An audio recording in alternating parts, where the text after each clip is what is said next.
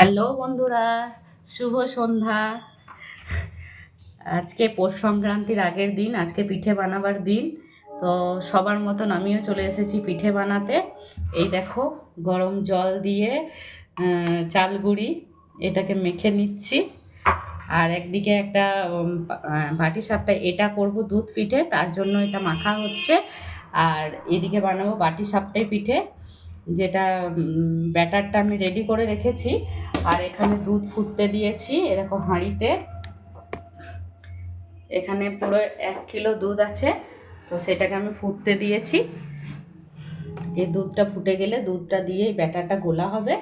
আর গুলে নিয়ে পরে তারপর পুরটাকে বানিয়ে নিয়ে আমি পিঠে বানাবো।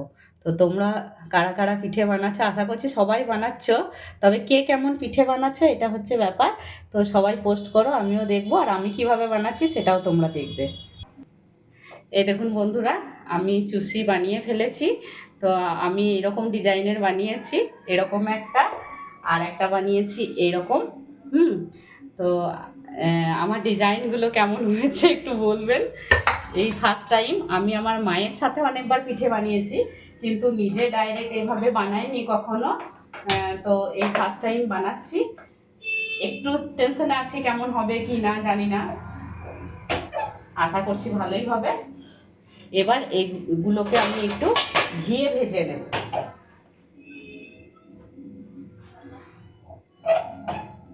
এগুলোকে একটু ঘিয়ে ভেজে নেব। তার জন্য আমি কড়াইতে একটু ঘি দিয়ে দেব।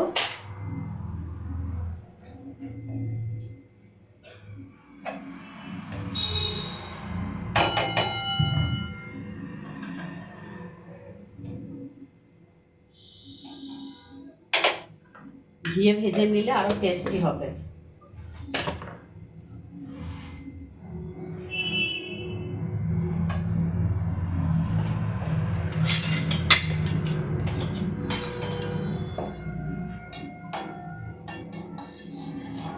ঘিটা একটু গলিয়ে দিচ্ছি।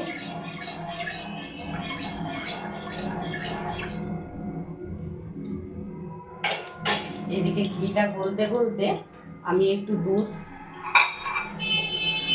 এই ফুটন্ত দুধ থেকে একটু দুধ বের করে নেব।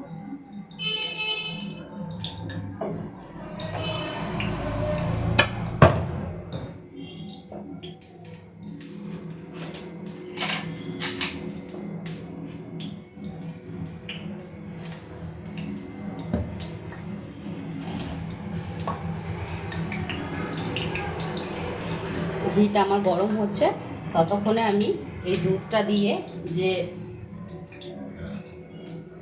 বাটি সাপটার জন্য যে আমি ব্যাটারটা গুলবো সেই ব্যাটারটাকে গুলে নেব।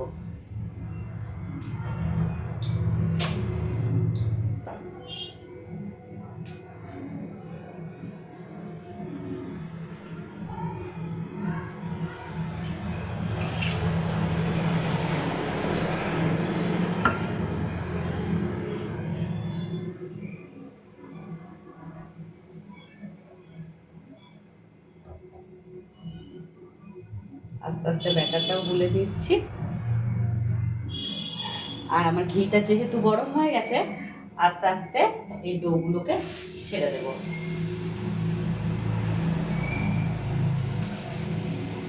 দু রকম ভাবে বানিয়েছি, তো দু রকমই আমি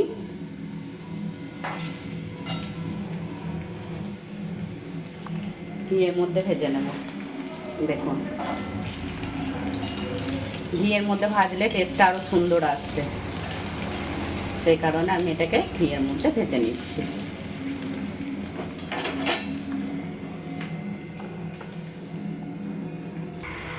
হ্যাঁ বন্ধুরা, এবার আমার পিঠেগুলো ভাজা হয়ে গেছে ঘিয়ের মধ্যে। এবার ঘি থেকে তুলে দুধের মধ্যে দিয়ে দেব। তার আগে আমি লবাদ গুড়টা দিয়ে দিয়েছি, সেটা দেখাতে ভুলে গেছি অলরেডি। ওর মধ্যে লবাদ গুড় দিয়ে দিয়েছি। এই যে গুড়ের পাটালিটা এই যে রাখা আছে, দেখুন।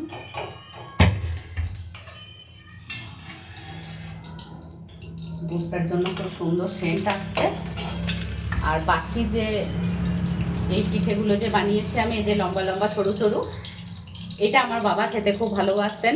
তো বাবার বুদ্ধিতেই এইরকম ধরনের এই স্টাইলে পিঠেটা আমরা বানাতাম একসময় ছোটোবেলায়, খুব মজা করে লাইন দিয়ে ভাই বোন আমি।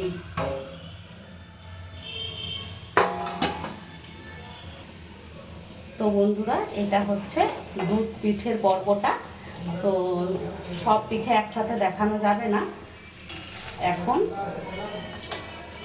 দুধ পিঠেগুলো ঘিয়ে ভেজে আমি পুরোটাই এর মধ্যে